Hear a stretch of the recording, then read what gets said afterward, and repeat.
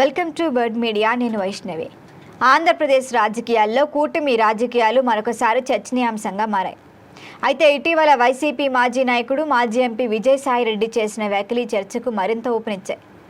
అయితే ఆయన చెప్తోంది ఏంటంటే కూటమి ఉన్నంత వరకు వైసీపీకి అవకాశాలు తక్కువ, అసలు లేకపోయినా ఆశ్చర్యపోకర్లా అన్న ఆయన వ్యాఖ్యలు రాజకీయ వర్గాల్లో విస్తృతంగా చర్చకు దారితీస్తున్నాయి. ఆయన పైకి చెప్పకపోయినా వైసీపీ నాయకుల్లో కూడా ఇదే అభిప్రాయం ఉన్నట్లుగా రాజకీయ విశ్లేషకులు భావిస్తున్నారు. అయితే ప్రస్తుతానికి ఏపీలో అధికార కూటమి బలంగా కొనసాగుతోంది. వైసీపీకి రాజకీయంగా కఠిన పరిస్థితులు ఎదురవుతాయనే వాదన కూడా వినిపిస్తోంది.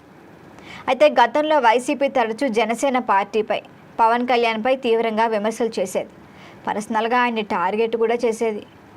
దాంతోపాటు చంద్రబాబుని కూడా టార్గెట్ చేసేవాళ్ళు, లోకేష్ని చేసేవాళ్ళు. కానీ ఇప్పుడు ఆ ధోరణి గణనీయంగా తగ్గినట్లుగా మనమే చూడొచ్చు. మరి దీనికి ప్రధాన కారణం చూస్తే గత ఎన్నికల అనుభవమని రాజకీయ వర్గాలు చెబుతున్నాయి. ఒకానొక సమయంలో జనసేనను టార్గెట్ చేస్తూ చేసిన రాజకీయ విమర్శలే చివరికి కూటమి ఏర్పాటుకు కారణమయ్యాయి కూడా చర్చ జరుగుతోంది. మరి ఈ విషయాన్ని జనసేన అధినేత పవన్ కళ్యాణ్ కూడా గతంలో స్పష్టం చేశారు.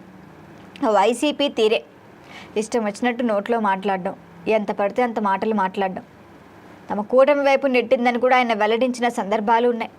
అంటే ప్రత్యక్షంగా కాకపోయినా పరోక్షంగా వైసీపీ చర్యలే కూటమి బలపడటానికి, వైసీపీ బలహీనపడటానికి కారణమని రాజకీయ విశ్లేషకులు అంటున్నారు. అయితే గత ఎన్నికల్లో 3 పార్టీలు కలిసి పోటీ చేయటం రాజకీయ సమీకరణాలను పూర్తిగా మార్చింది. అయితే ఎంత కూటమి కట్టినప్పటికీ వైసీపీని చూసి వాళ్ళు తట్టుకోలేకే కూటమికి ఓటేస్తారు. కూటమి బలంగా ఎన్నికలకు వెళ్లటంతో వైసీపీకి భారీ నష్టమే వాటిల్లింది. మరి అదే పరిస్థితి నెక్స్ట్ ఎలక్షన్లో కూడా కొనసాగే ఛాన్స్ ఉంటుందని అందరూ అంటున్నారు. ప్రస్తుతానికి కూడా అధికార కూటమి మధ్య అంతర్గత విభేదాలు పెద్దగా కనిపించట్లేదు. ఒకవేళ చిన్న ఏమన్నా ఉన్నా అప్పటికప్పుడు పరిష్కారం చేసేసుకుంటున్నారు. పరస్పర సమన్వయంతో ముందుకు సాగటం వల్ల ఇప్పుడు వైసీపీకి అవకాశాలు తగ్గుతాయనే అభిప్రాయం కూడా వ్యక్తమవుతోంది. మరి ఇదే టైంలో వైసీపీ వ్యూహం కూడా మారుతున్నట్లుగా కనిపిస్తోంది.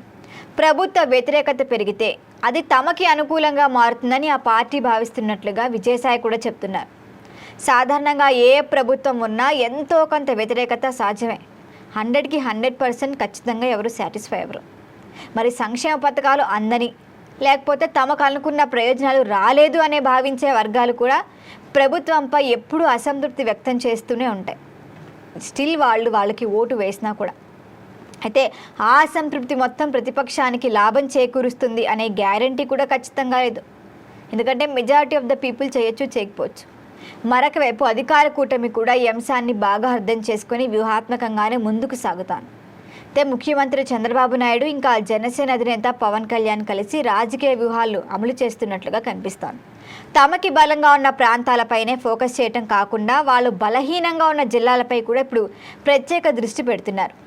మరి ఈ వ్యూహం వల్ల ఒక ప్రాంతంలో ఓటు బ్యాంకు తగ్గినా మరొక ప్రాంతంలో కొత్త మద్దతు పెంచుకునే అవకాశం ఖచ్చితంగా ఉంటుంది. ఇలా కూటమి పార్టీలు పరస్పర సహకారంతో ముందుకు సాగితే ప్రతిపక్షానికి అవకాశాలు తగ్గుతాయని రాజకీయ పరిశీలకులు అంటున్నారు. ముఖ్యంగా ప్రాంతాల వారీగా వ్యూహాలు అమలు చేస్తూ ఓటు బ్యాంకును విస్తరించే ప్రయత్నాలు కొనసాగుతున్నాయి.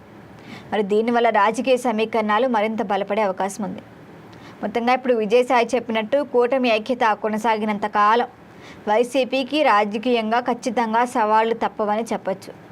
దేశాన్ని విజయసాయిరెడ్డి వ్యాఖ్యలు కూడా చెప్తున్నాయని అక్కడి వాళ్లే భావిస్తున్నారు.